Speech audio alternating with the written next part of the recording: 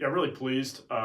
We struggled so much on Saturday night against a really good Wisconsin Lutheran team and showed really, for the first time since we played, an extended youth where we just looked like we were a little bit intimidated and uncertain. And again, they're really, really good. So to have us kind of bounce back and handle, their size and just the emotion of losing Saturday, I was pretty pleased with our guys. He's special. I mean, we're watching a star. And he's a closer, right? He's starting to feel comfortable in that role. And what I mean by that is we can give him the ball late in games and you can't foul him. He's going to make free throws. He's learning to score in a lot of different ways. I was teasing, he was standing with Namie Adom after the game, and Namie wore 20, I wore 20, Soren now wears 20. I'm not sure who's going to end up, it certainly won't be me, the best 20 in the last couple decades, but Soren's got a chance to be pretty special. Speaking of former guards, he can kind of be Colin Vegas on steroids, if that makes sense for those of you who saw Vegas play. Because Christian's a really good defensive player for 4 games into his freshman year. And he can make enough plays offensively. He hit a 3 tonight, made a really nice move around the basket. He's got a chance to be pretty good, and he influences winning because he comes on the floor and can guard a lot of different people.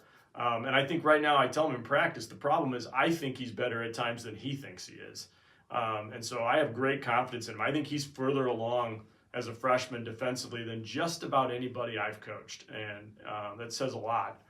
He's still got other places he's got to grow, but he's got a chance to be a pretty special defensive player because he values it, he's good at it, and he can score on the other end enough that, like I said, he's really a Colin Vegas type player with a much better offensive repertoire. I actually mentioned the team right away at the end of tonight's game, how important this weekend is to me because of the person it's named after and the family that he represents. The Pfund family, I said this the other year, they're the first family of Wheaton Basketball. And I'm thankful not only for Coach and Mibbs, who had a huge impact on my life, dating back to my playing days, all the way through these coaching days. When I first started coaching here, I would go shake Coach Pfund's hand across from our bench before every single game. And that was a significant thing for me to do. And they just became people who had deep impact on my wife and I.